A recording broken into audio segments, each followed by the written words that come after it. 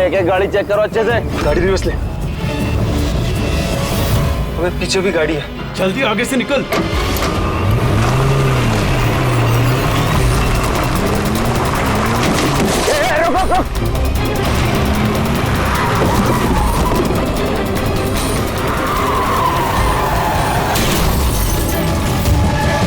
गाड़ी रिवर्स ले। रोक गाड़ी, रोक गाड़ी से रोक। जल्दी से गाड़ी निकालो, पीछे करो इसका। Yes sir. ये लोग नाकाबंदी तोड़कर भागे, जरूर इन्होंने कोई जुर्म किया होगा। हाँ।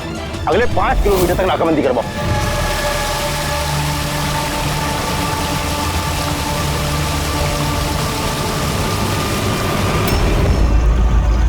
सर, हमारी सभी टीमें सर अच्छी तरह चेक कर चुकी हैं, ना वो कार मिली और ना वो आदमी।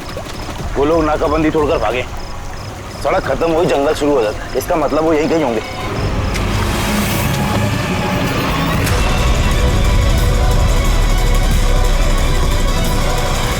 ओह माय गॉड, ये तो मर चुका है। तो हुआ क्या है और उसके चेहरे पर ये लाल धब्बे कैसे? जो 2 लोग गाड़ी में बैठे हुए थे, ये उन्हीं में से एक है। इसकी तो बहुत बुरी हालत हो चुकी है। सर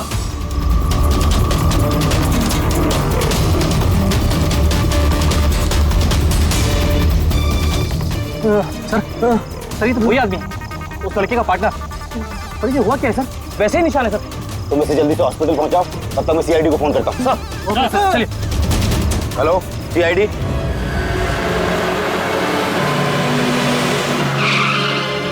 तो एक आदमी मरा हुआ था और दूसरा दर्द में चिल्ला रहा था, बीमार लग रहा था। हाँ सर, और उन दोनों के शरीर पर लाल निशान भी थे। सर ये हॉस्पिटल से भी बात हुई सर, वो दूसरे आदमी के बारे में। तो हॉस्पिटल वालों ने क्या बताया? तो उसकी हालत खराब है सर, उन्हें समझ में नहीं आ रहा उसे हुआ क्या। इसका मतलब उन्होंने अभी तक इलाज शुरू नहीं किया? टेस्ट कर रहे हैं सर, लेकिन पता नहीं क्या हुआ उसे, तो अभी देख रहे हैं। कमाल है यार, क्या हुआ क्या होगा उन लोगों को?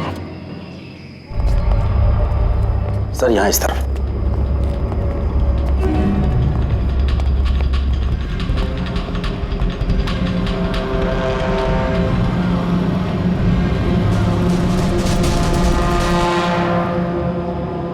यहाँ तो ऐसा कुछ खास नजर नहीं आ रहा है। तो प्रणव, ये जो लाल निशान थे बॉडी में, उसके अलावा कोई फेटल इंजरी का निशान था क्या बॉडी में, जैसे चाकू के निशान हो या गोली मारने के? सर मैंने बॉडी को अच्छे से चेक किया था, उस पर कोई घाव का निशान तो नहीं था, लेकिन हाँ सर पर एक चोट जरूर थी, जो कि हो सकता है शायद एक्सीडेंट के दौरान लगी हो। बाकी तो एलर्जी टाइप निशान थे। अच्छा, आप बता रहे थे कि वो लोग नाकाबंदी, पुलिस नाकाबंदी से गाड़ी तोड़ के निकले थे, तो जाहिर सी बात है गाड़ी में ऐसी कोई चीज होगी जो वो नहीं चाहते थे कि पुलिस के हाथ लगे। हाँ सर, लेकिन वो कार मिली नहीं, पता नहीं कहाँ छुपाई उन लोगों ने। नाकाबंदी तोड़े तो काफी टाइम हो गया है, कल ये वारदात हुई थी, मतलब उसके बाद ऐसा कुछ भयानक हुआ है जिसकी वजह से एक की मौत हो गई और दूसरा घायल हो गया। वो घायल आदमी कहाँ मिला था आपको? सर यही पीछे की तरफ। सर देखो, लोगों के पास ना तो मोबाइल फोन मिला और ना ही कोई आईडी। शायद गाड़ी को कहीं आसपास छुपा दिया होगा और फिर यहाँ पे चल के आगे बोलो। उन्हें शायद वक्त ही नहीं मिला होगा कार में से वो सामान निकालने के लिए जो वो लोग पुलिस से छुपा रहे थे। एक बार एक कार मिल जाए, आधे से ज्यादा सवालों का जवाब अपने आप मिल जाएगा। दूसरा आदमी हमें घायल हालत में यहाँ पर मिला।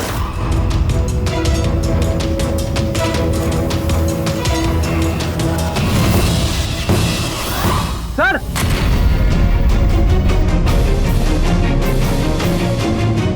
ये देखिए सर, खून से सना हुआ हाथ का निशान। ये देखो, जूतों के निशान भी है। चलो फिर अंदर जंगल में चल के देखते हैं, शायद ये जूते के निशान हमें कार तक ले जाएं। ठीक है प्रणव, तुम और तुम्हारे बाकी के ऑफिसर्स जंगल की दूसरी तरफ तलाशी जारी रखना, हम लोग यहाँ पर देख के आते हैं। जाओ। बड़ी अजीब हालत है इस लाश की। इसके शरीर पर ये जो पहले धब्बे थे ये लाल थे, लेकिन अब सारे के सारे धब्बे अजीब तरीके से काले पड़ गए। ये देखो, इसके खाल भी निकलने लगे। सर इतने अजीब तरह के निशान है इसके शरीर पर, निशान लाल थे फिर काले हो गए। इससे क्या हो सकता है इसे? माय गॉड, इसके सर के बाल देखो कितने कमजोर हो गए। जरा सा हाथ लगाया तो गुच्छा बाहर आ गया। सर ऐसा कभी ना देखा है ना सुना है, बड़ी अजीब बीमारी है इसे। मुझे लगता है ये कोई बीमारी नहीं है, ये कुछ और ही चक्कर है। कुछ और मतलब? कुछ और मतलब तुम एक काम करो, लैब की सारी लाइट्स ऑफ करो, पता लगेगा। ओ गॉड सर, सर बॉडी चमक रही है। माय गॉड, इसमें से लाइट कैसे आ सकती है? जो सोचा था वो एकदम सही है। क्या? मुझे समझ में आ गया लाइट क्यों चमक रही है। एसीपी को फोन करो, तुरंत हॉस्पिटल में पहुंचे। हॉस्पिटल में जो आदमी एडमिट है उसे भी चेक करना पड़ेगा। बाकी चीजें मैं तुम्हें रास्ते में समझाता हूँ। चल, अरे तुम चल।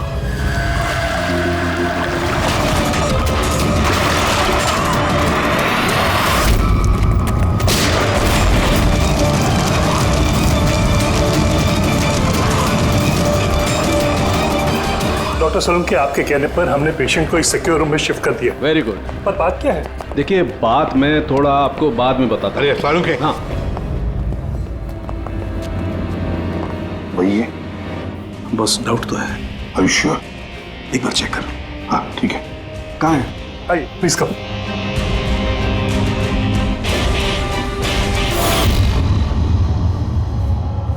बस मैं जरा अंदर जाके चेक कर। यार मगर नहीं, मेरे पास प्रोटेक्टिव सूट है।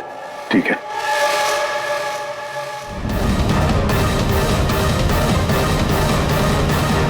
यार सोलंकी, ये तो क्या शक सही निकला है। देखिए, जो भी नर्स और वार्ड बॉय इस पेशेंट के ज्यादा संपर्क में आए हैं, पहले उनको बुलाइए। उनका इलाज करना बहुत जरूरी है, प्रिकॉशन। तुरंत इलाज करना पड़ेगा, पर इलाज किस चीज का शुरू करना पड़ेगा? आप कुछ बताइए तो सही। डॉक्टर साहब, ये मरीज एक बहुत ही खतरनाक रेडियो एक्टिव मटेरियल के संपर्क में आया है, और ये जो सिम्टम्स आप देख रहे हैं ना, ये सारे के सारे सिम्टम्स रेडिएशन पॉइजनिंग के सिम्टम्स हैं। Radiation poisoning? हाँ, और इसका जो पार्टनर था वो ऑलरेडी मर चुका है। अगर इसका इलाज जल्दी नहीं किया गया तो इसका बचना भी नामुमकिन है। हे भगवान, मैं तो इस पेशेंट की कब से देखभाल कर रही थी। क्या मुझे भी वो रेडिएशन पॉइजनिंग हो गई होगी? पायल कंट्रोल योरसेल्फ। डॉक्टर नहीं, देखिए घबराइए मत। देखो पायल, तुम डायरेक्ट इस रेडियो एक्टिव मटेरियल के संपर्क में नहीं आई हो, इसलिए तुम्हें इन्फेक्शन होना बहुत ही कम संभावना है इसकी। फिर भी सेफ्टी के लिए आप लोग रेडिएशन एक्सपोजर की दवाई ले लीजिए, ताकि इससे होने वाले साइड इफेक्ट्स का असर आप पे ना हो। और हाँ, एक बात का ख्याल रखो, आपसे जो कोई भी इस मरीज के पास जाएगा, जो कोई भी, उसे इस तरीके के प्रोटेक्टिव सूट्स का इस्तेमाल करना पड़ेगा। ध्यान रखना।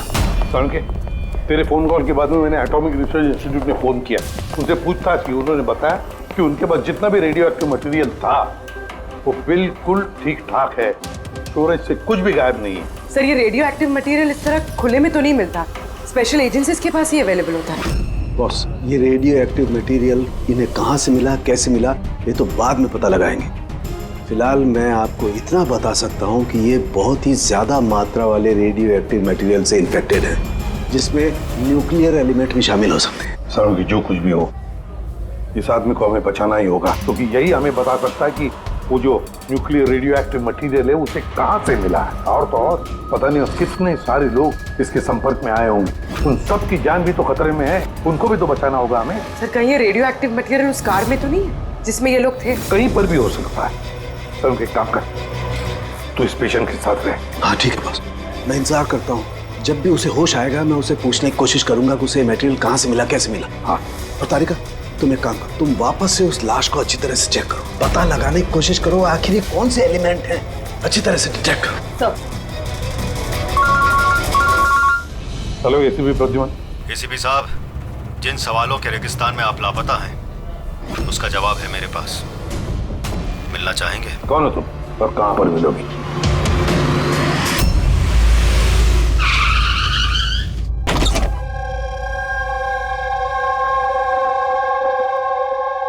G14 Rukmini apartments. इसकी कोई जरूरत नहीं है एसीपी प्रद्युमन, आपको मुझसे कोई खतरा नहीं है। आप चाहे तो ये गन नीचे रख सकते हैं। कौन हो तुम? Mayank, intelligence bureau officer. Intelligence bureau, और इस तरह से मिलने बुलाते हो? मजबूरी थी, कई मासूमों की जान खतरे में और उन्हें बचाने के लिए जरूरी था कि हम यहाँ इस तरह खुफिया तरीके से मिले। मासूमों की जान की बात करते हो? कहीं ये उस रेडियो एक्टिव? जी हाँ, जब आपने एटॉमिक रिसर्च इंस्टीट्यूशन में कॉल करके इंक्वायरी करनी चाहिए तो हमें वहां से अलर्ट आ चुका था। तुम्हारे पास हमारे सारे सवालों के जवाब? जी हाँ, है तो सही, लेकिन वो टॉप सीक्रेट है। उम्मीद करता हूं कि सीआईडी द्वारा ये सीक्रेट लीक नहीं होगी। बताओ तो सही। कुछ दिन पहले हमें टिप मिली थी, देश में न्यूक्लियर डिवाइस आया है। हमने बॉम्ब ढूंढने की कोशिश की, लेकिन हमें कुछ पता नहीं चला। हमने ये बात ना ही पब्लिक में बताई, ना ही मीडिया में, क्योंकि हमारे बताने से खौफ का माहौल पैदा हो सकता था। लेकिन हमें जैसे ही पता चला कि इस तरह का केस आपके पास आया तो हम फौरन चले आए। लेकिन मयांक, ऐसा कोई न्यूक्लियर एटम बॉम्ब, ऐसा कोई डिवाइस कोई गाड़ी में कैसे ले आ सकता है? दरअसल ये न्यूक्लियर डिवाइस मॉडिफाई की गई है। इस तरह से मॉडिफाई की गई है कि ये एक सूटकेस में भी फिट हो जाए। उसका वेट तकरीबन 5 किलो है, या हो सकता है उससे भी कम। इतना छोटा बॉम्ब? छोटा है मैम, लेकिन बहुत भयानक है। आप खुद ही देख लीजिए।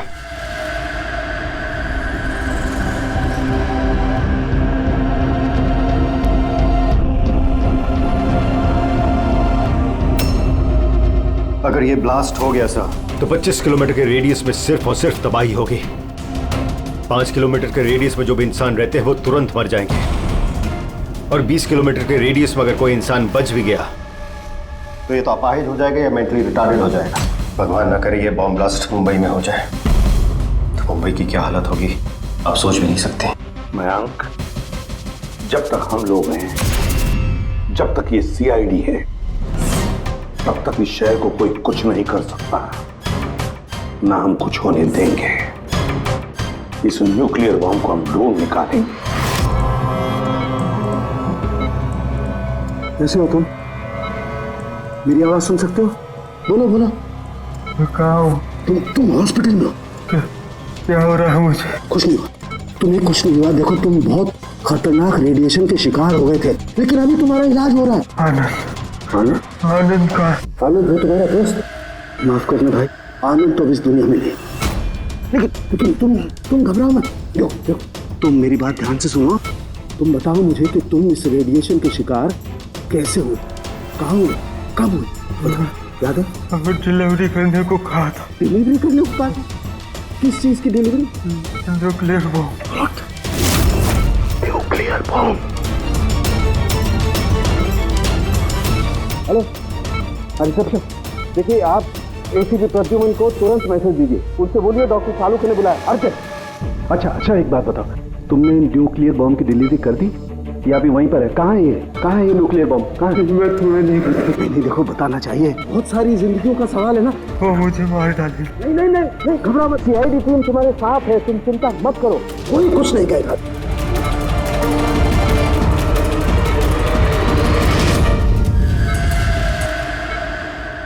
Oh God.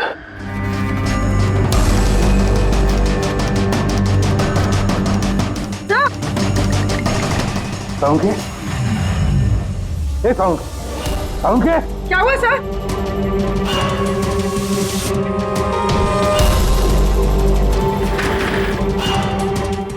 साउंड के? कुछ बोल तो सही। हाँ बोल।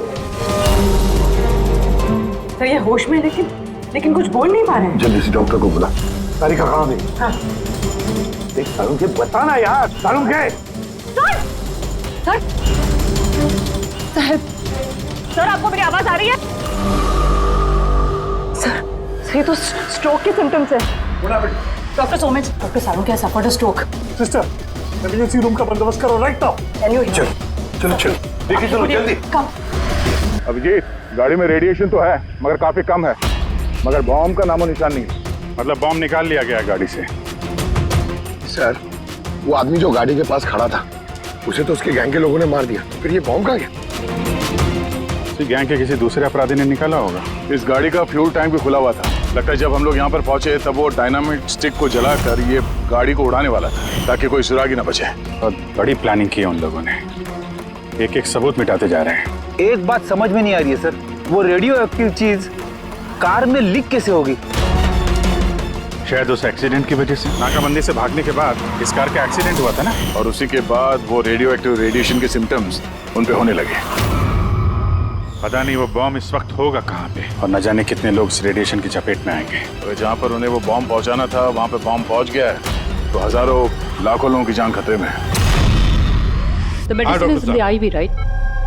डॉक्टर सालुंके की तबीयत कैसी है? सर इन्वेस्टिगेशन तो चालू है इस वक्त। कब तक चलेगी इन्वेस्टिगेशन? सर हमने कुछ टेस्ट किए, सर को एग्जामिन किया, लेकिन अचानक ऐसा स्ट्रोक आएगा कुछ समझ में नहीं आ रहा है। सर सिक्योर रूम में जो मरीज था उसकी मौत हो गई। सर मरीज मर चुका है, डॉक्टर साहब की हालत नाजुक है। वो न्यूक्लियर बॉम्ब का है उसका हमें पता नहीं। अब क्या करें? इस शहर में हजारों लाखों सूटकेसेस होंगे।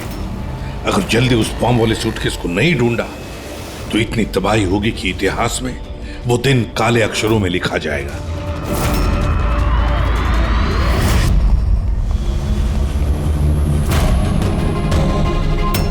कैसी तबीयत है सर उनके साथ की? कोई खास सुधार नहीं है। तारिका तो बैठी है उसके साथ।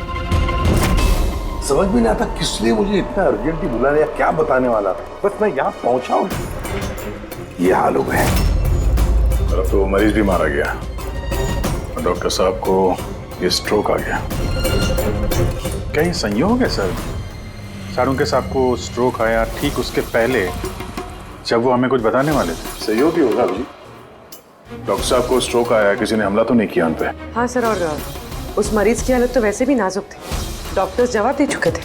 नहीं, कोई संयोग नहीं हो सकता। गड़बड़ है, कुछ ना कुछ तो गड़बड़ जरूर है। किसी भी साहब, मैं समझता हूँ कि इस वक्त आप डॉक्टर सलूंके की हालत को लेकर बहुत परेशान हैं, लेकिन हमें जल्द से जल्द कुछ करना होगा। अगर ये बॉम्ब ब्लास्ट हो गया तो लाखों लोगों की जान खतरे में होगी। हमारे वहाँ कार तक पहुँचने से पहले आतंकवादी बॉम्ब लेके चला गया सर। कोई और रास्ता ढूंढना होगा। उस बॉम्ब को जिस चीज में भी रखा होगा ना, वहां तक पहुंचने के लिए एक रास्ता है सर। क्या सर? वो बॉम्ब जिसमें रखा है, वो बॉक्स कंटेनर, वो डैमेज है सर, तभी तो वो रेडिएशन लीक हुई है। तो सबसे पहले वो आतंकवादी उस बॉक्स को रिपेयर करवाएंगे ताकि रेडिएशन की वजह से उनके दूसरे साथी उससे प्रभावित ना हो। और हाँ, उन्हें जरूरत पड़ेगी लेड की। लेड से ही वो कवर करेंगे उस चीज को, रेडिएशन की लीकेज रोकने के लिए। लेकिन ये काम किसी अरे गहरे का नहीं, किसी एक्सपर्ट का काम है। ये किसी जानकार आदमी का जो रेडियो एक्टिव मटेरियल के साथ काम कर सकता है, जो जानता है इसके बारे में ये सब। सर खबरियों को काम पे लगा देते हैं, पता करते हैं कि ऐसा कौन कौन है ब्लैक मार्केट में जो इस तरह का खुफिया काम करता है। साहब मेरे को मालूम पड़ा कि विकी की लाश मिली इसी गैरेज में। नाम काफी खराब था साहब उसका इस सब मामले में, और इस कंटेनर को इसी ने बनाया होगा शायद। पॉइंट ब्लैंक गोली मारी है, कोल्ड ब्लडेड मर्डर। वो आतंकवादी आए थे यहाँ पे लेड कंटेनर बनवाने, और जैसे उनका काम हो गया मार के निकल गया। दिन दहाड़े एक आदमी का खून हो जाता है, ऐसे कैसे हो सकता है कि किसी ने देखा ना हो, कुछ सुना ना हो? खून होते हुए तो किसी ने नहीं देखा, लेकिन एक गवाह है जिसने सबसे पहले लाश को देखा। तो बुलाइए उसको। जतिन, ये सीआईडी ऑफिसर है। जब तुमने ये लाश देखी तो क्या दुकान के आसपास किसी और आदमी को भी देखा था क्या? हाँ साहब, दुकान से बाहर आते हुए एक आदमी को देखा था। उस वक्त मैं सड़क के उस पार था। उस आदमी के जाने के 5 मिनट बाद जब मैं वापस आया तो देखा कि विकी की लाश यहाँ पड़ी हुई थी। उस आदमी के हाथ में कोई सूटकेस वगैरह था क्या? हाँ साहब था ना। आपको कैसे मालूम? जरूर उसी ने खून किया है। उसका हुलिया याद है तुम्हें? हाँ साहब। स्केच बनवा सकते हो? जी सर। गुड। पवन, पवन, इसे क्या हुआ? पवन उठो। नर्स, नर्स डॉक्टर को बुलाओ जल्दी, पता नहीं इसे क्या हो गया। प्लीज। Doctor, doctor. क्या हुआ? डॉक्टर साहब देखिए, पता नहीं इसे क्या हो गया। ओह गॉड, इसे भी स्ट्रोक हुआ है। एक काम करो, डॉक्टर तारिका को बुलाओ अभी का भी। एक काम करो, इसको रूम में शिफ्ट करो। चलो। डॉक्टर तारिका, डॉक्टर तारिका, डॉक्टर तारिका, सुन रही हैं आप मुझे? डॉक्टर। ओह माय गॉड, इसे भी स्ट्रोक आया। This is unbelievable. ये हो क्या रहा है? एक के बाद इन सबको स्ट्रोक आ रहा है। समझ में नहीं आता, 3 हट्टे कट्टे लोगों को एक साथ स्ट्रोक कैसे आ सकता है? नहीं नहीं नहीं, कुछ ना कुछ तो गड़बड़ जरूर है, कुछ ना कुछ तो गड़बड़ है। सर कोई आर्टिफिशियली स्ट्रोक कैसे करा सकता है? डॉक्टर समझ, तो ये रेडिएशन की वजह से तो नहीं? नहीं, रेडिएशन पॉइजनिंग की वजह से स्ट्रोक नहीं हो सकता। और वो जो वार्ड बॉय है वो तो पेशेंट के पास आया भी नहीं था। ये वार्ड बॉय आपको बेहोश मिला था ना? जी। कहाँ? सप्लाई रूम में। सप्लाई रूम, पक्का रेडी।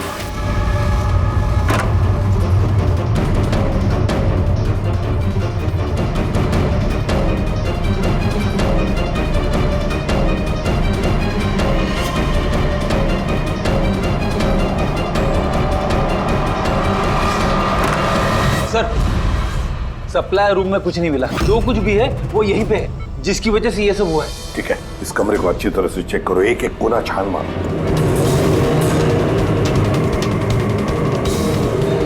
रेडी? मैट्रेस के नीचे देखो।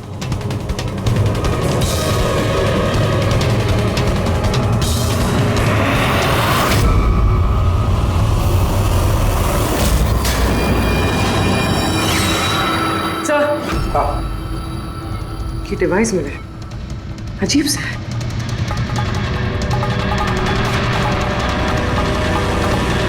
डॉक्टर साहब जी, क्या ये किसी मेडिकल एपरेटस का हिस्सा है?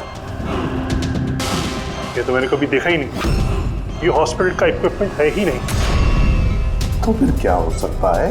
क्या मैं इसे देख सकता हूँ? बिल्कुल। ऐसा लग रहा है ये डिवाइस मैंने पहले कहीं देखी है। राइट, स्पेशल फोर्सेस में यूज किया जाता है इस डिवाइस को।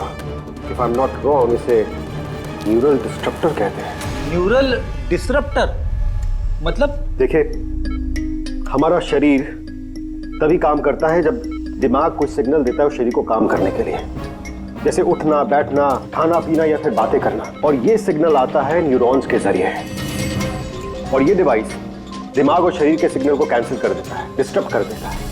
और अगर ऐसा होता है तो फिर शरीर दिमाग का इशारा समझ ही नहीं पाता है, जैसे लकवा मार जाता है शरीर को। ऐसा लगता है जैसे स्ट्रोक हो गया, लेकिन दरअसल वो स्ट्रोक होता नहीं, सिर्फ टेम्परेरी इफेक्ट होता है। मयंक, अगर ये डिवाइस हम यहाँ से दूर ले जाएं, तो क्या इसका असर कम हो सकता है? जी बिल्कुल, है ना?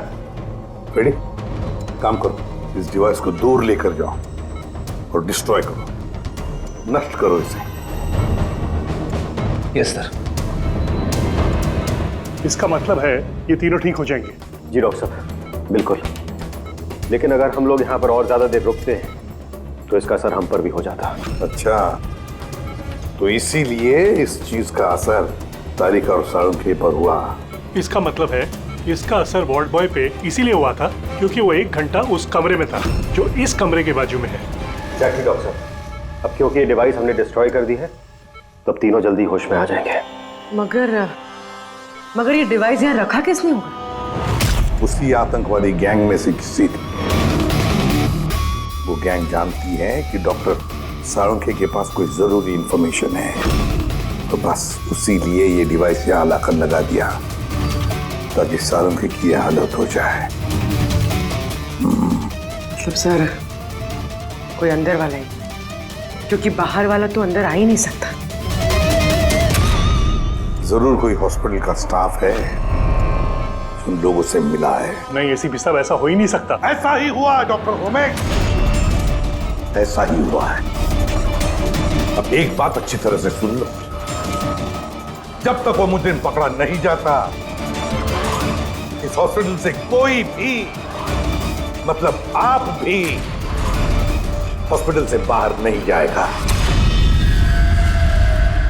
इस पूरे हॉस्पिटल के सारे फ्लोर्स के सीसीटीवी कैमरास के फुटेज अभी के अभी हमें देखने हैं। सर, सभी स्टाफ वालों की लिस्ट देख ली, लेकिन अभी तो कुछ नहीं मिला। मिलेगा फ्रेडी, मिलेगा। अब सीसीटीवी फुटेज देख रहे हैं ना, मिलेगा जरूर, कुछ ना कुछ तो मिलेगा। पूरी पॉज करो। पता नहीं क्यों मुझे ऐसे लग रहा है मैंने देखा है इसे, जाना पहचाना सा चेहरा है। कौन कौन? यस, ये देखो, यही आदमी है वो। ये दया अभिजीत ने जो स्केच बनवाया ना, यही है वो। देखो विकी का खून करने के बाद जो बॉम्ब वाला ब्रीफकेस लेकर गया था। सर ये नर्स कौन है और ये क्या बात कर रहे हैं आपस में? ये तो मुझे पता नहीं, लेकिन एक बात तो पक्की है कि इस हॉस्पिटल के स्टाफ में से जो भी कोई मुजरिमों के साथ मिला है ना, ये नर्स है वो। सर ये नर्स तो पायल है। ये पायल का है, बुलाइए उसे। सिस्टर, पायल का है, उसे अभी कभी बुला। पायल तो काफी देर से दिखी ही नहीं हॉस्पिटल में। सर पायल तो हॉस्पिटल में नहीं है। पायल हॉस्पिटल में नहीं है मतलब पायल गायब है। आपको कहा था ना डॉक्टर सुमेश कि इस हॉस्पिटल में से कोई भी हमारे परमिशन के बगैर बाहर नहीं जाएगा। तो फिर ये पायल गई कैसे? तो हमें पता नहीं, हमने उसी वक्त सारे दरवाजे बंद कर दिए थे, कोई बाहर नहीं गया। क्या बात कर रहे हैं आप? ये हॉस्पिटल से बाहर कोई एम्बुलेंस गई थी क्या? एम्बुलेंस? हाँ, एक इमरजेंसी केस था, आधा घंटा पहले एक एम्बुलेंस बाहर गई थी। ये पायल उसी एम्बुलेंस में है। वो जो नर्स है पायल, वो भी थी तुम्हारे साथ एम्बुलेंस में? हाँ साहब, वो बता रही थी कि जिस मरीज को हम लेने जा रहे हैं वो उसका दोस्त है, तो चल पड़ी मेरे साथ। अभी कहाँ है वो? ये कुछ काम याद आ गया उसको बीच में, तो उतर गई। सिर्फ हॉस्पिटल से निकलने के लिए एम्बुलेंस का इस्तेमाल किया था उसने। कहाँ उतारा? कहाँ था उसे? ये खातीपुरा जंक्शन पे उतरी साहब। खातीपुरा? Okay, thank you.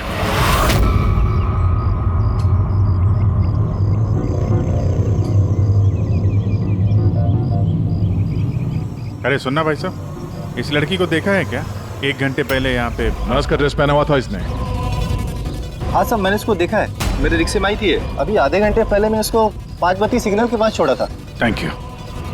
5 बत्ती सिग्नल वहाँ कहाँ गई होगी है? ये देखो, जरूर आसपास कहीं भीड़ भाड़ वाले इलाके में ही जाएगी। ये बॉम्ब फटने के बाद ज्यादा से ज्यादा लोगों को नुकसान पहुंचना चाहिए। मॉल, ये मॉल में ही गई होगी। 5 बत्ती के सिग्नल पे ही तो है। और आज संडे, बहुत ज्यादा भीड़ होगी वहां में।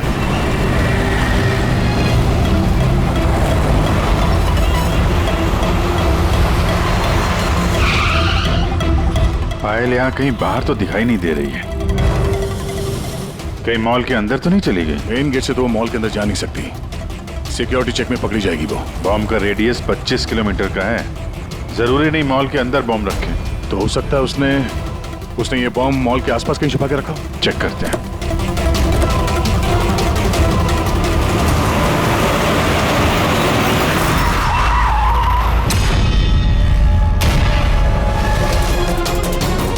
बस खेल खत्म तुम लोगों का। बैग दे। ले लो। पर कोई फायदा नहीं है, मैंने बॉम्ब को एक्टिवेट कर दिया है।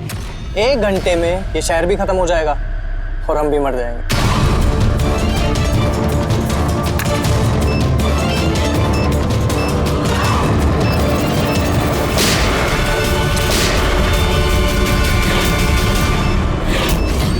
अभिजीत, बॉम्ब तो एक्टिवेट कर दिया हम लोगों ने, तो 1 घंटा बचा हमारे पास। शहर से बाहर चलते हैं, पकड़ो से।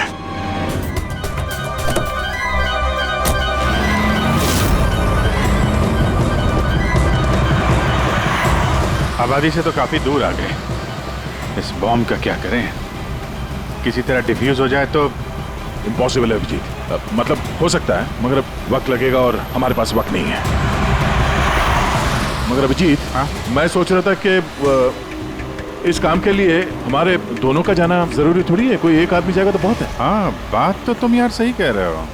बॉम्ब ज्यादा भारी नहीं है, हल्का है। मैं लेके जाता हूँ, रोक दो गाड़ी। अरे अभिजीत, मैं ये कह रहा था कि तुम चले जाओ, मैं ले जाता हूँ इसे। अच्छा, मैं तुम्हें अकेला छोड़ दूँ? ये नहीं होने वाला था। देखो, मेरे आगे पीछे कोई नहीं है, मेरे पीछे कोई रोने वाला है नहीं, किसी को कुछ फर्क नहीं पड़ता। हाँ, मेरे पीछे तो पूरी फौज खड़ी हुई है। अरे मेरे आगे पीछे कौन है? आगे किसने देखा और पीछे का मुझे याद नहीं। क्या बात कर रहे हैं यार? अगर तुम्हें कुछ हो गया ना तो तारिका को क्या जवाब दूंगा मैं? ये दया, ये गलत बात है यार। काम के समय मजाक अच्छा नहीं है। मैं मजाक नहीं कर रहा हूँ, फोन करो। नहीं, अच्छा ठीक है, चलो मैं मानता हूँ यार। सॉरी है तो नहीं, लेकिन मैं बम छोड़ूंगा नहीं, पकड़ के ही चलूंगा इसे। हम दोनों चलेंगे साथ में बस। तुम कभी मेरी बात नहीं मानो।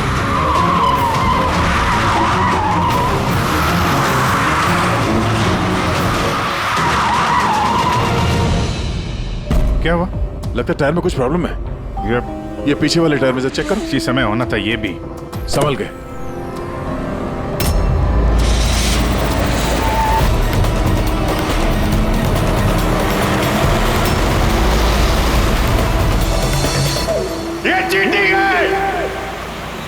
ये चिट्ठी क्या गया?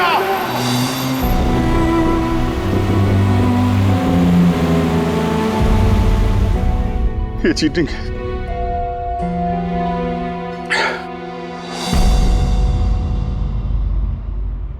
सर, डॉक्टर तारिका और ये वार्ड बॉय ये तो होश में आ गए, मगर सालुंके सर होश में क्यों नहीं आ रहे सर? क्योंकि डॉक्टर सोलंकी उस डिवाइस के संपर्क में कुछ ज्यादा देर थे, इसलिए उन्हें होश में आने में भी कुछ ज्यादा समय लगेगा। नहीं, जल्दी से जल्दी होश में लाना ही पड़ेगा, क्योंकि सालुंकी के पास कोई इंपॉर्टेंट इंफॉर्मेशन है और इसीलिए तो ये सब हुआ है। आतंकवादियों ने ये किया है। बस सर किसी भी तरह अभिजीत सर और दया सर उस बॉम्ब को डिफ्यूज कर दे, नहीं तो। अभिजीत, दया कहाँ है? सर, मैं और दया वो बॉम्ब लेके शहर से बाहर जा रहे थे। लगता है टायर में कुछ प्रॉब्लम है। ये पीछे वाले टायर में से चेक कर। दया ने मुझे संभल के गाड़ी से बाहर निकाल दिया और खुद निकल पड़ा है सुसाइड मिशन पे। और तुमने उसे जाने दिया? उसने धोखे से उतार दिया मुझे। अभिजीत सर, ऐसा मत कहिए। इसका मतलब दया सर वापस नहीं आएंगे।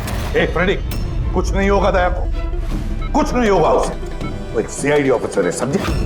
उसे बचाने के लिए हम रास्ता ढूंढ निकालेंगे, हम ढूंढेंगे रास्ता तो एक ही है सर, वक्त रहते किसी तरीके से उस बॉम्ब को डिफ्यूज कर दिया जाए तो। लेकिन बॉम्ब को डिफ्यूज वही आतंकवादी करेंगे जिन्होंने उस पर पासवर्ड डाला है, और सारे के सारे मारे जा चुके हैं।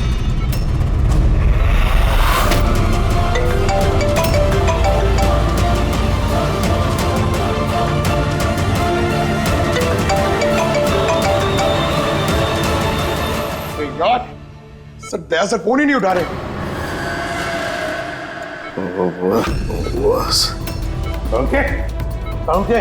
तू ठीक तो है?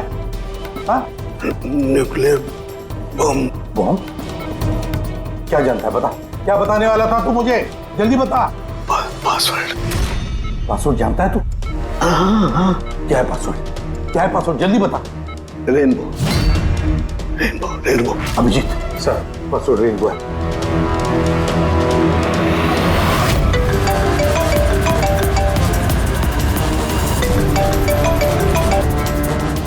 बेल बज रही है लेकिन फोन नहीं उठा रहा। यार ये दया, मैसेज भेज के देखो।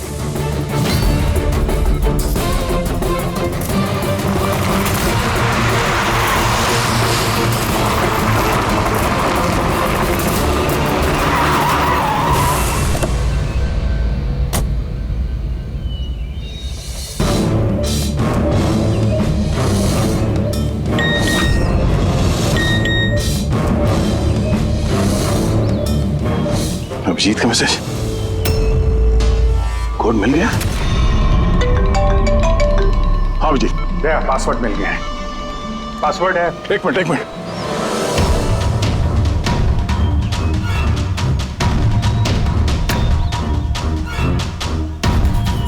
हाँ अभिजीत बोलो, क्या कोड है? रेनबो। कीपैड में अल्फाबेट्स नहीं है, सिर्फ नंबर्स है। अल्फाबेट नहीं है यार, ऐसा कैसे हो सकता है? उसमें देखो ना, कहीं होगा अल्फाबेट के लिए जगह। देखो ABCD 26 अल्फाबेट्स है, तो जैसे एक A1 होगा। रेनबो का आर का देखो। पंकज जल्दी बताओ, वैल्यू क्या निकलती है? देखो रेनबो। मैं एक नंबर बोलने वाला हूँ, वो नंबर टाइप करना। ओके? अरे टाइम नहीं है सर। ये बनता है सर। दया, ये न्यूमेरिकल नंबर दे रहा हूँ, उसको टाइप करना। कौन सा नंबर? 18। एक मिनट। हाँ बोलो। 18 19 14 15 523। नहीं अभिजीत, बॉम्ब डीएक्टिवेट नहीं हुआ। हो सकता है ठीक से टाइप ना हुआ, फिर से टाइप करो। हाँ अभिजीत, ठीक से डाला, जल्दी बताओ यार। 6 मिनट 23 सेकंड बचे हैं बस। 18 19 1429। अरे अभिजीत, कुछ नहीं हो रहा है यार। वो कीपैड का बटन दबाता हूँ तो म्यूजिकल ट्यून बज रहा है बस, और कुछ नहीं। ये म्यूजिकल आवाज कैसी? कहीं पासवर्ड म्यूजिकल तो नहीं? रेनबो एक मोबाइल ट्यून है ना? जरा देखो। हाँ, टोन। जल्दी करो यार, टाइम नहीं है। एक सेकेंड। ये क्या है? सुनाओ। दया ये ट्यून सुनो और उसमें ये ट्यून को डालने की कोशिश करो। अभिजीत, ये म्यूजिक तो यहाँ ये कीपैड पे बज रहा है। ये सुनो, ये 1 2 3 4 5 6 नहीं, ये 5 नंबर तक एक ही म्यूजिक बज रहा है। उसके बाद ये म्यूजिक चेंज होता है। ये सुनो 6 7 8 9 नहीं ध्यान से 5 तक ट्यून है, उसके बाद ड्रम की आवाज है। 5 तक जो है ना 1 2 3 4 5 वहां तक जो ट्यून है उसको ट्राई करो। यार मैं कोई म्यूजिशियन हूँ क्या? मुझे कुछ समझ में नहीं आ रहा है। ये क्या है क्या ये ट्यून? यार दया ऑप्शंस ट्राई करो। 1 2 3 4 5 है, 5 4 3 2 1 करो, 1 3 5 5 4 3 2 1 कुछ भी रैंडम करो, रैंडम। अरे कर तो रहा हूँ यार। यार ट्राई करो, कुछ करो। सर कोशिश कर रहा हूँ सर, ये कुछ जम नहीं रहा है। नहीं हो रहा अभिजीत सर, ये नहीं हो रहा सर। 40 सेकंड बचे हैं सर। कोशिश करो यार, हम लोग हैं साथ पे तुम्हारे।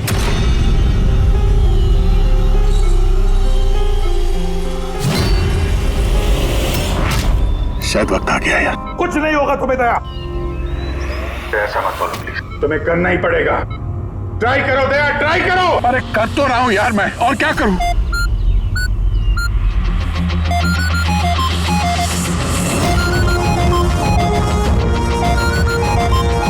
टाइम खत्म हो गया सर। दया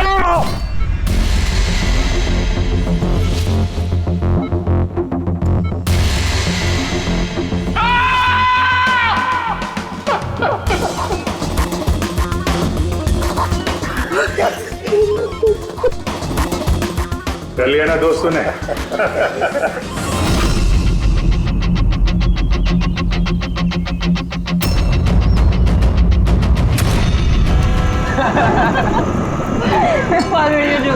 सुना तुमने? अंगेज मामा, ये लुक लाइक अ मंकी। ये हर बार छेड़ती है मुझे। अरे प्लीज फिर से तुम्हारी कैट पैट। मामा ये भी मुझे बोलता रहता है।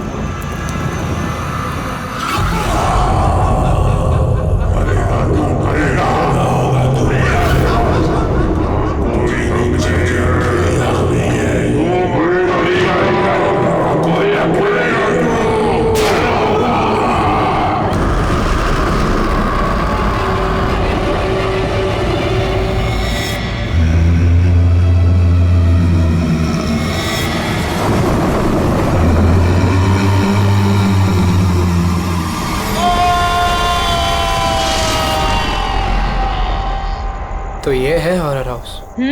Adventure game. अरे क्या डर रहा है यार तू? मर्डर हम है ना साथ में। कुछ हो गया तो फिर मुझे क्या होगा? कुछ नहीं होगा यार, कुछ नहीं होगा। सर आ गए। हॉरर हाउस चैलेंज तो ले रहे हैं आप सब लोग, लेकिन एक बात मैं आपको बता दूं, ये इतना आसान नहीं है। कमजोर दिल वालों के लिए तो बिल्कुल भी नहीं। ये वही हवेली है ना जहाँ 2 साल पहले एक फैमिली का मर्डर हुआ था? जी हाँ, पूरे हिंदुस्तान में इससे डरावनी जगह कोई भी नहीं है। बहुत लोगों ने कोशिश की और आज तक कोई भी ज्यादा देर तक यहाँ रुक नहीं पाया। तो बताओ, क्या आप लोग ये चैलेंज लेना चाहेंगे? जिमी यार, ऑल द बेस्ट। जिमी, तुझे डर नहीं लग रहा है क्या यहाँ पर? डर किस बात का?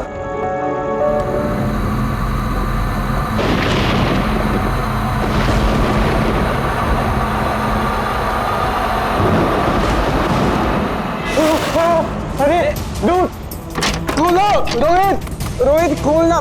जिमी ठीक है जिमी। तो अब यहाँ से हम लोगों को अलग अलग जाना है। Jimmy see you later Sushant.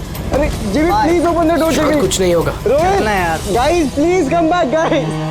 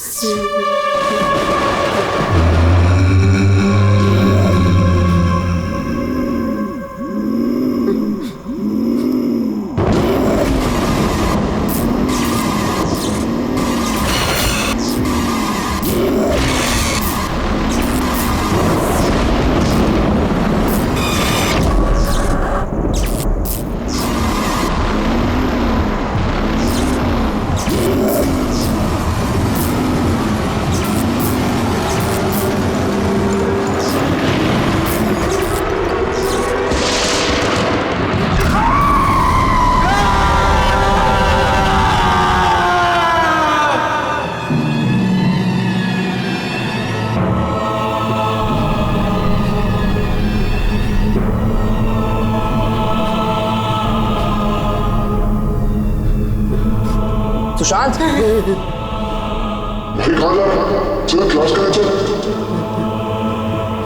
Sushant क्या हो गया? कल रात को तेरी मॉम का भी कॉल आया था। मुझे 2 दिन से बहुत अजीब न्यूज़ मिल रहा है, बात नहीं कर रहा, कुछ नहीं कर रहा। कुछ तो बोल। तू चल क्लास के लिए चल। कुछ तो प्रॉब्लम है।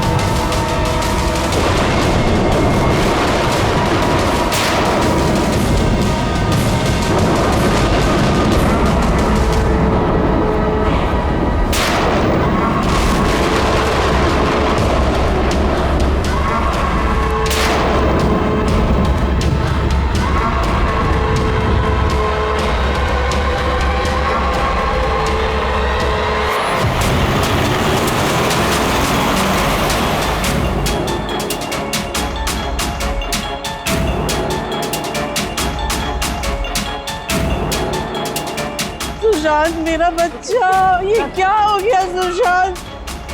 छोड़ो मुझे प्लीज, छोड़ो सुशांत, ये तुम्हें क्या हो गया सुशांत?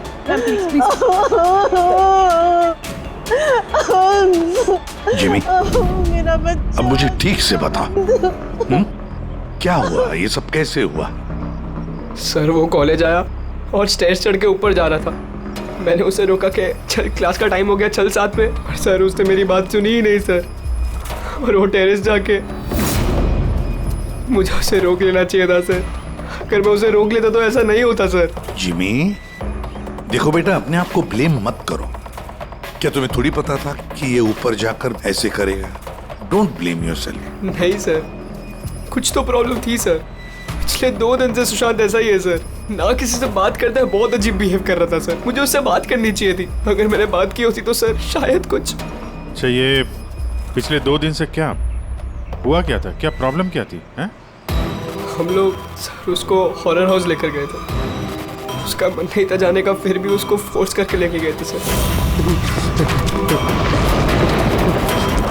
सुशांत, भाई, भाई क्या हुआ? सुशांत! तो तुम्हारा मतलब है कि हॉरर हाउस जाने के बाद से ही सुशांत? हाँ सर, कुछ तो हॉरर हाउस में ही हुआ था सर। हम सब भी डरे हुए थे, लेकिन सुशांत कुछ ज्यादा ही डरा हुआ था सर। हम उसको सुबह उसके घर पर छोड़ने भी गए। हमें लगा था कि सोने के बाद ठीक हो जाएगा, लेकिन नहीं सर। परसों रात को ही उसके साथ कुछ हो चुका था सर। भाई मेरी बात सुन, तू सो जा, वो सिर्फ एक गेम था। हमने वहाँ जो कुछ भी देखा वो उसमें से कुछ भी रियल नहीं था, सब फेक था। मेरी बात मान। नहीं जिमी भाई, मेरी बातों का यकीन कर, कुछ भी फेक नहीं था, सब असली था भाई। वहाँ पे कुछ तो था भाई। वो अभी भी मेरे साथ है। वो नहीं छोड़ेगी भाई मुझे, वो मुझे नहीं छोड़ेगी। उसके बात करने के तरीके से मुझे लगा कि वो भी डरा हुआ है, लेकिन नहीं सर, सुशांत सही था। उसे किसी ने मार दिया सर, और मैं बचा नहीं पाया उसे। किसी ने मार दिया सर सुशांत को सर।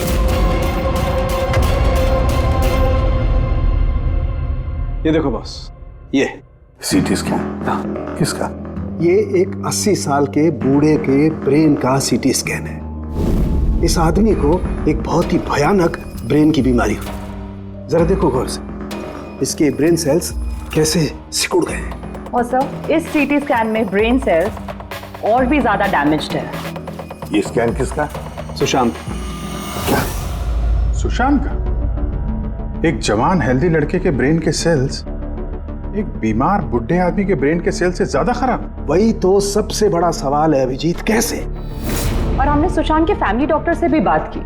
उन्होंने भी कहा कि सुशांत बिल्कुल फिट था, ना कोई हेल्थ इश्यूज, ना दिमाग की बीमारी, कुछ भी नहीं। सर, जिमी ने बताया था कि हॉरर हाउस से लौटने के बाद ही इस सुशांत के बिहेवियर में चेंज आ गया था। और सर, सुशांत की माँ का भी यही कहना था कि सुशांत अजीब अजीब सी बातें करने लगा था। उसे लगता था कि उसके आसपास कोई है जो उसे मारना चाहता है, पर ऐसा कुछ भी नहीं था। और सिर्फ 2 दिन में सुशांत को स्किज़ोफ्रेनिया के सिम्टम्स होने लगे। इम्पॉसिबल। अभिजीत, जिमी की बात सही हो सकती है। ये कोई आत्महत्या नहीं, खून है, खून। पर खून कैसे?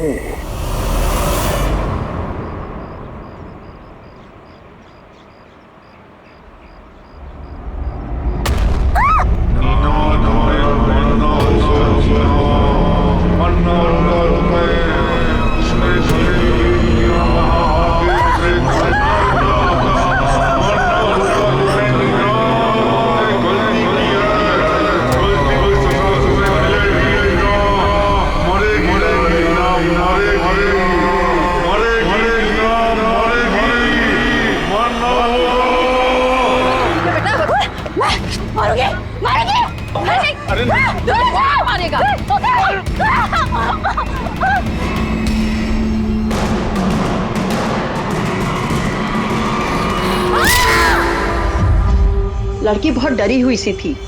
ऐसा लग रहा था कि कोई इसका पीछा कर रहा है। अजीब अजीब सी बातें कर रही थी। हम लोग तो इसकी मदद कर रहे थे, हम लोगों को देखकर भागने लगी और गाड़ी के सामने आ गई। तुम लोग नीना के फ्रेंड्स हो ना, तो तुमने कभी इसे अजीब सा बिहेव करते हुए देखा है? बिल्कुल ठीक थी वो, पर आज जब वो कॉलेज आई बिल्कुल बदली हुई सी बिहेव कर रही थी। पूछने पर कुछ बताया भी नहीं उसने, फिर अचानक से क्लासेस छोड़ के चली गई। मतलब कल तक सब कुछ ठीक था, तो कल और आज के बीच ऐसा क्या हुआ कि वो इस तरह से बिहेव करने लगी? कल रात को हम हॉरर हाउस में गए थे और नीना बहुत ज्यादा डर गई थी। हमें लगा कि रात भर आराम से सोएगी तो सुबह तक ठीक हो जाएगी। एग्जैक्टली हुआ क्या था वहाँ पे? सर, वो नीना वहाँ पे अचानक से बेहोश हो गई थी। Neena Neena Neena Neena Neena, are you okay? उसके बाद से एकदम अजीब बिहेव करने लग गई। उसे लगता था जैसे उसे कोई मार देगा। क्या हुआ? कोई है वहाँ पे, देखो कोई है। नीना, कोई नहीं क्यों है आए हो? वहाँ पे।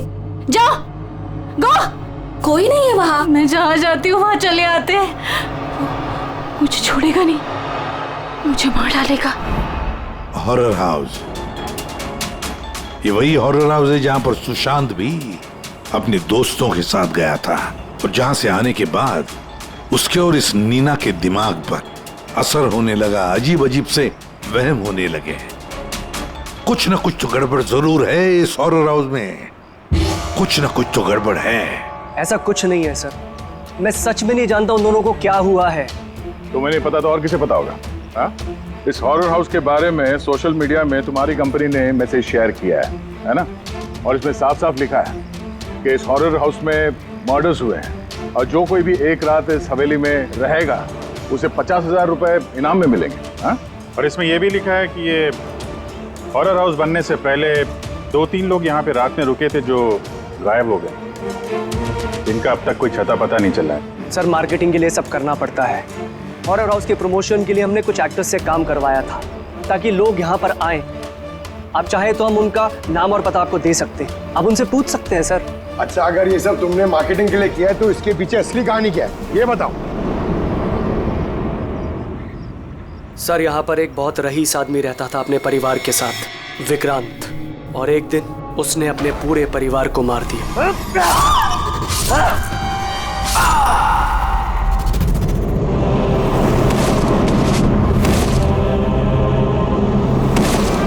मुझे मारोगे? सबको मार दिया मैंने, सबको मार दिया मैंने। मुझे मारेगी।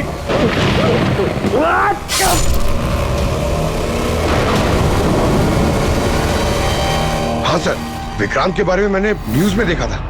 सर, ये जगह वैसे ही भूत बंगले के नाम से बदनाम थी, तो क्यों ना इससे कुछ पैसा कमाया जाए। तो स्कूल और कॉलेजेस के बच्चों को ये चैलेंज देकर तुमने पैसा कमाने का नया तरीका निकाला, हाँ? मगर तुमने सोचा तुम्हारे लालच ने दो बच्चों की जान ले ली। सर, आपको पता है ना हॉरर हाउस क्या होता है? यहाँ पर सब कुछ नकली होता है सर। डराने के लिए डेड बॉडीज की जगह नकली एक्टर्स होते हैं, खून की जगह लाल रंग होता है, लाउड नॉइजेस होती है, दैट्स इट। सर, ऐसी कोई भी चीज नहीं होती जिससे किसी को खतरा हो। सर डॉक्टर सालुंके का मैसेज है।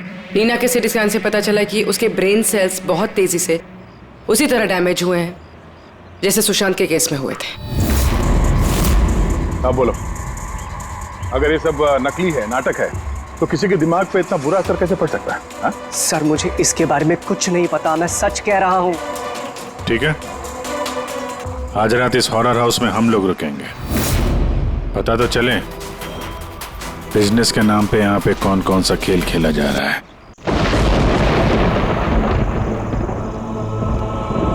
अभिजीत, इस हवेली का मालिक महेश और उसका स्टाफ कुछ गड़बड़ लग रहा है। लगता है वही लोग हैं जो ये सब कर रहे हैं।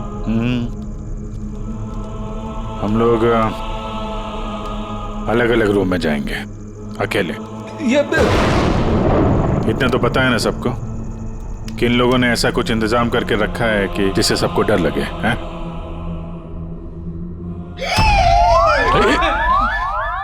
पंकज, बी वेरी केयरफुल, है ना? इस हवेली में 2 लोगों की मौत हो चुकी है, कुछ भी हो सकता है कभी भी, इसलिए चौकन्ने रहना, ठीक है? हाँ सर। हर चीज को ध्यान से देखना है, ठीक है? Be alert.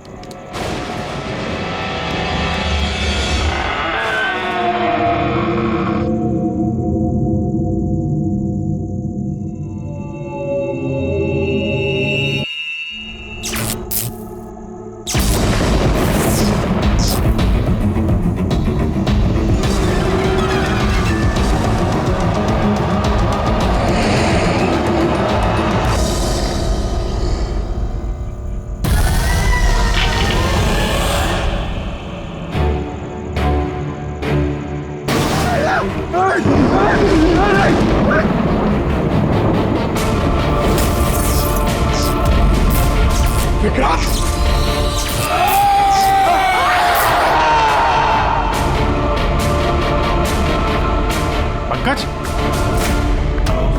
पंकज, पंकज, क्या हुआ? है पंकज, क्या पंकज, संभाल के। तुम ठीक हो? ठीक तो हो? क्या हुआ? रेडी, इसे हॉस्पिटल ले जाओ जल्दी। पंकज, पंकज, चलो संभाल के। पंकज, क्या हुआ? क्या हो रहा है ये सब, है? इसकी हालत देखी आपने? कौन सा खतरनाक खेल खेल रहे हैं आप लोग यहाँ पे? सर, मैंने आपको बताया ना, यहाँ पे सब कुछ नकली है। जिन्हें आपने देखा होगा वो सब जूनियर एक्टर्स हैं, हाथ में चाकू लिए हुए। और सर, वो विक्रांत की होलोग्राम इमेज है। सर, यहाँ पर ऐसा कुछ नहीं है जिससे किसी को खतरा हो। तुम एक ही बात को 1000 बार कह लो, मगर एक बात साफ है, यहाँ कुछ तो है जो ठीक नहीं है। बॉस, पंकज की हालत अब पहले से बेहतर है।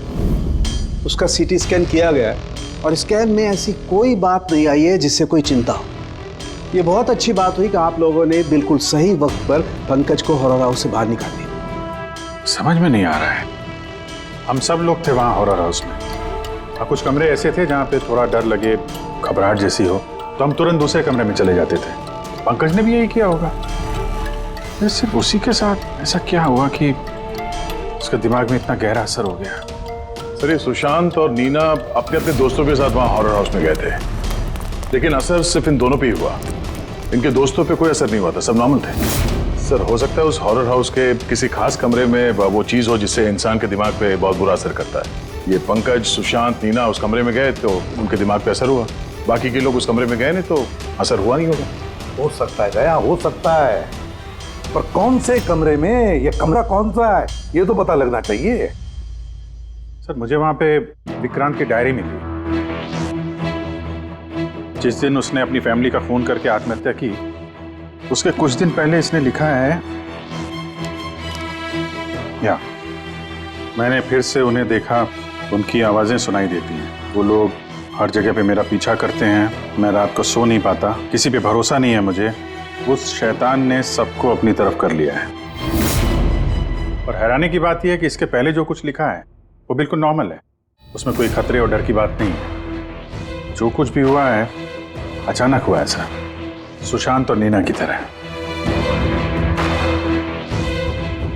बात समझ में नहीं आ रही अभिजीत, ये विक्रांत, इस विक्रांत ने अपने पूरे खानदान का कत्ल कर दिया और फिर डर के मारे उसने अपनी जान ली, आत्महत्या कर ली। नहीं अभिजीत, कुछ ना कुछ तो गड़बड़ जरूर है, कुछ ना कुछ तो गड़बड़ है। कहीं ऐसा तो नहीं कि सुशांत और नीना की तरह किसी ने विक्रांत को ही मार डाला? आत्महत्या नहीं, खून है विक्रांत का। पर क्या हुआ होगा विक्रांत के साथ, क्या हुआ होगा, पता कैसे चलेगा? सर, विक्रांत की फैमिली में सिर्फ एक लड़की जिंदा है, उसकी बड़ी बेटी राधिका। राधिका? सर, अगर मैं आज जिंदा हूं तो सिर्फ इसीलिए क्योंकि उस दिन मैं शहर से बाहर थी, एक ट्रिप पर गई थी और जब वापस आई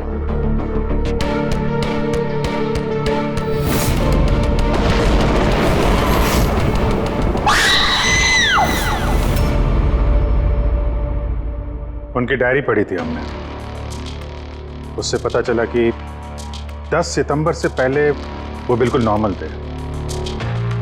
उसके बाद से उन्हें किसी से डर लगने लगा, अपनी जान खतरे में महसूस होने लगी।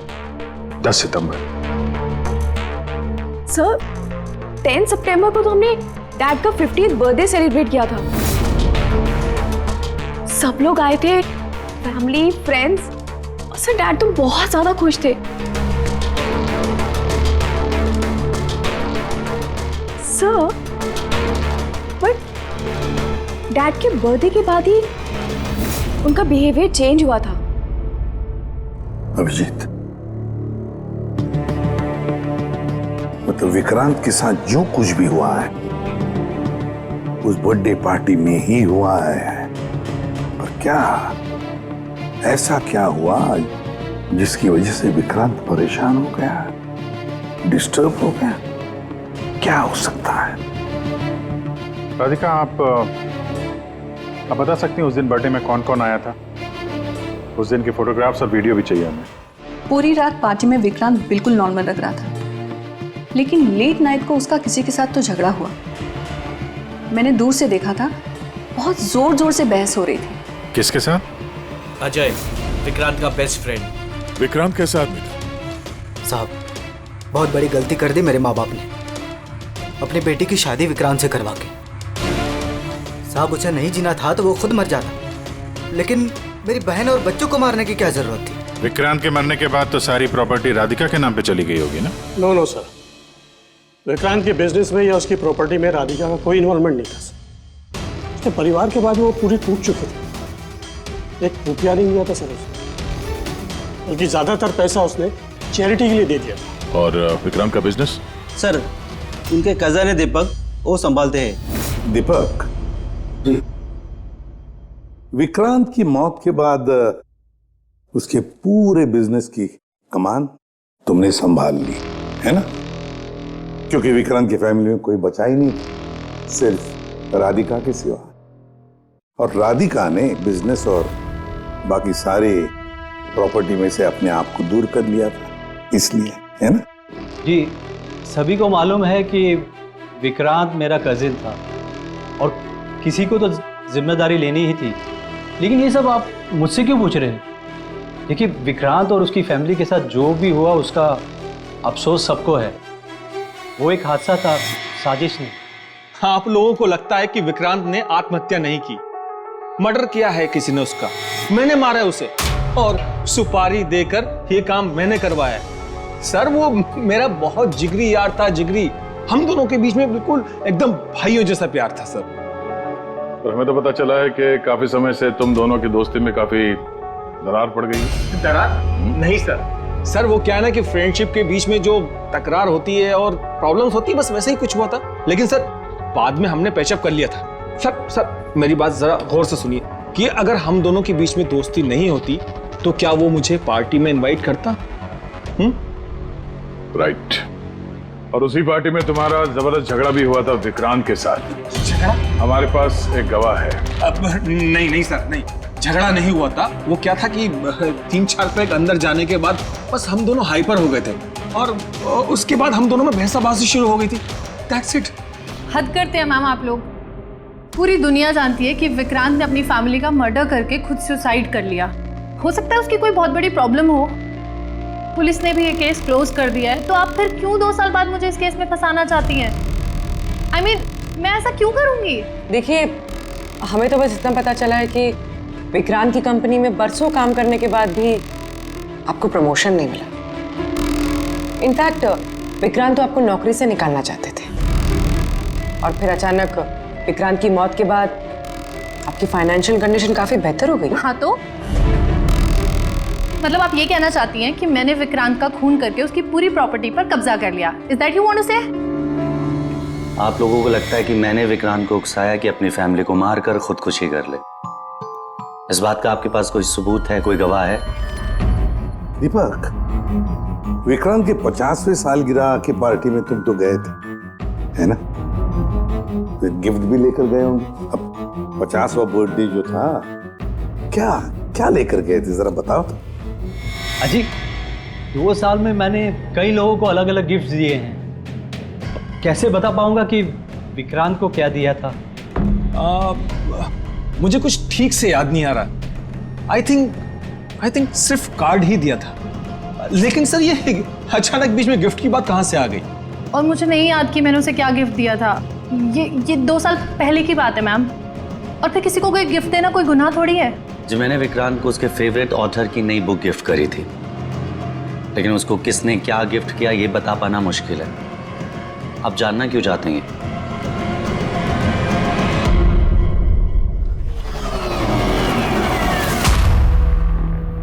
इन सबसे पूछताछ कर लिया सर। ये चारों लोग, अजय, दीपक, दिव्या, नंदन, चारों गड़बड़ लग रहा है। सर, इन लोगों से सच उगलवाना बड़ा मुश्किल है। हाँ सर, 2 साल हो गए हैं इस बात को। कोई सबूत, गवाह मिलना थोड़ा मुश्किल है। इसी बात का फायदा उठाया है इन लोग। अगर इतना तो तय है कि इनमें से कोई एक झूठ बोल रहा है और वही है विक्रांत का कातिल। अभिजीत, फिर भी एक सवाल उठता है कि अगर किसी ने भी एक चीज गिफ्ट दी है जिसकी वजह से इंसान का दिमाग खराब होता है, तो फिर विक्रांत का ही दिमाग खराब क्यों हुआ उस चीज की वजह से? वहां पर और भी तो लोग थे उस घर में, उनको कैसे कुछ नहीं हुआ? हाँ सर, विक्रांत के परिवार में 5 लोग थे, नौकर चाकर अलग। उन्हें भी तो असर होना चाहिए था, पर उन पर कुछ नहीं हुआ। जैसे अब 2 साल बाद जितने भी लोग वहां पर गए थे, किसी पे कोई असर नहीं हुआ, सिवाय पंकज, सुशांत और नीना। पंकज, बताओ कौन से कमरे में गए थे और कैसे कैसे गए?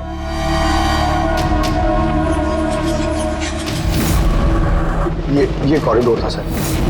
मैं सीढ़ियों से नीचे आया सर, ये कॉरिडोर क्रॉस करके यहाँ हॉल में गया सर। हॉल में सर फिर वो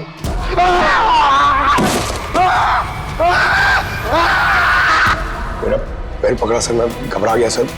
फिर मैं यहाँ से भागा, फिर इस कॉरिडोर में आया सर, और यहाँ पर कहीं पे शायद मुझे वो विक्रांत दिखा। और सर मैं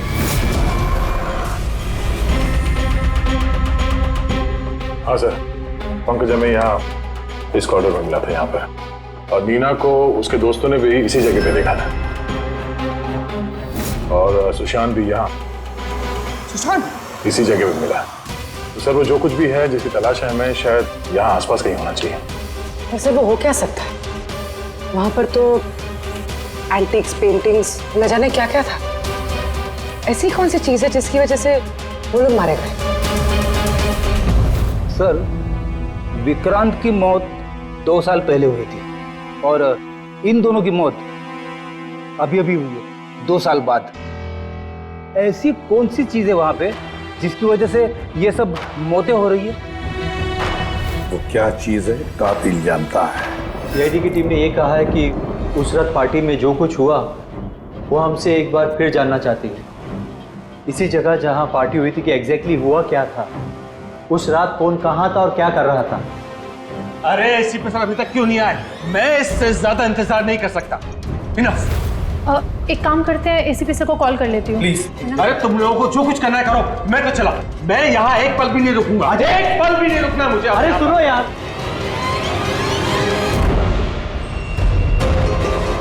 हेलो सर, मैं दिव्या। आपने हम सबको हॉरर हाउस में बुलाया था ना, हम लोग आ गए हैं। हाँ जी, मैं, नंदन, अजय और दीपक। क्या आपने बुलाया ही नहीं? ऐसी कोई बात ही नहीं हुई? Okay sir. क्या हुआ? एसीपी का कहना है कि उन्होंने हमें बुलाया ही नहीं। अरे ये हो क्या रहा है? पता नहीं, शायद किसी ने हमारे साथ मजाक किया है।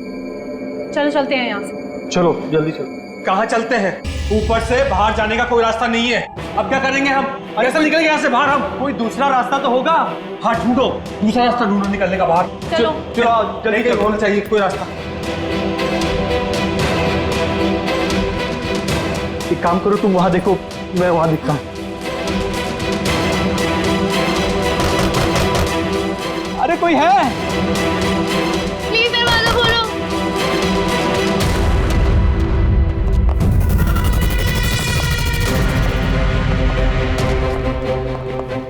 ये क्या तमाशा है सर? आप क्यों परेशान कर रहे हैं हमें? परेशान नहीं कर रहे थे, सिर्फ परीक्षा ले रहे थे और परीक्षा का रिजल्ट भी आ गया। पता चल गया है खूनी कौन है। आप सबको इस हॉरर हाउस के उस हिस्से में बंद किया गया था जहां वैसी कोई चीज है जिसकी वजह से दिमाग पे बहुत बुरा असर पड़ता है और इंसान को अजीब अजीब से वहम होने लगता है। और उस चीज के बारे में कातिल को पता है और उसी चीज की वजह से कातिल पहचाना भी गया। जाहिर सी बात है कातिल उस चीज को नोटिस करेगा, उससे दूर जाने की कोशिश करेगा, क्योंकि वो नहीं चाहेगा कि जहर वाला केमिकल का असर उस पे हो जाए। चारों तरफ दरवाजे बंद थे, वो भी यहीं फंसा था, इसलिए उसने उस चीज को छूने की गलती की। और इस कमरे में क्या क्या हुआ, सब कुछ सीसीटीवी कैमरा में कैद हुआ है।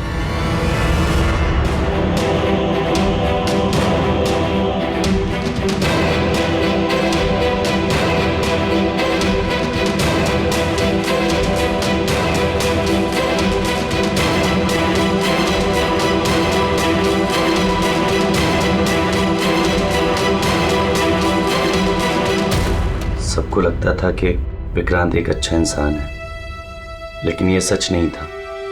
वो बड़ा ही घटिया इंसान था। उसका अफेयर मेरी पत्नी से हो गया था। मेरी पत्नी को इस गलती का एहसास था। उसने विक्रांत से दूर जाने की बात कही तो विक्रांत उसे धमकाने लगा, कहने लगा तुम्हारे पति को बता दूंगा, उसको नौकरी से निकाल दूंगा। शर्मिंदगी में मेरी पत्नी ने खुदकुशी कर ली। और इसलिए तुम विक्रांत से बदला लेना चाहते थे? मेरा एक दोस्त केमिस्ट में था। मुझे उससे उस टॉक्सिन जहर के बारे में मालूमात पड़ी। मुझे पता लगा ये एक ऐसा केमिकल है जिससे इंसान दिमागी तौर पर बीमार हो जाता है। मैंने विक्रांत को गिफ्ट देने के लिए एक एंटिक लालटेन खरीदी और उसकी बत्ती को उस केमिकल में डिप करके उसे गिफ्ट दे दिया। जब विक्रांत उस लालटेन को जलाता तो उस बत्ती से उठने वाला धुआं कमरे में फैल जाता। विक्रांत पर उस जहरीले धुएं का असर वैसे ही होने लगा जैसा मैं चाहता था। धीरे धीरे वो पागल होने लगा और एक दिन उसने पागलपंती में अपने पूरे खानदान को खत्म कर दिया और खुदकुशी कर ली। किसी को ये बात की खबर तक नहीं हुई कि इस केमिकल की वजह से उसने इतना बड़ा कदम उठा लिया। और एक दिन केस बंद हो गया। बाद में विक्रांत के इस घर को महेश के फादर ने खरीद लिया। महेश ने इसे हॉरर हाउस बनाया और बिजनेस स्टार्ट कर दिया, लेकिन वो लालटेन अभी भी यहीं थी। स्टडी रूम में नहीं, कॉरिडोर में। जिसकी वजह से ये सब हो रहा था। सच बोल रहा हूँ, मुझे जब पता लगा कि उस जहरीली लालटेन की वजह से 2 साल बाद भी लोग मर रहे हैं तो मैं घबरा गया। मैं रिस्क नहीं लेना चाहता था लालटेन को यहाँ से निकालने के। नंदन, हर मुजरिम यही सोचता है कि उसने बड़े चालाकी से अपने काम को अंजाम दिया और अब उसे कोई पकड़ नहीं सकेगा। लेकिन सारे के सारे मुजरिम यही भूलते हैं कि कानून को कोई ज्यादा देर तक धोखा नहीं दे सकता। एक न एक दिन तो वो पकड़ा जाता ही है। नंदन, तुम्हारे इस बदले की आग ने कितने सारे लोगों की जानें ले ली। कानून तुम्हें कभी माफ नहीं करेगा। कड़ी से कड़ी सजा होगी तुम्हें, फांसी होगी तुम्हें, फांसी। CID के और भी मजेदार और सस्पेंस से जुड़े एपिसोड्स को देखने के लिए हमारे चैनल को सब्सक्राइब करें और बेल आइकॉन दबाना ना भूलें।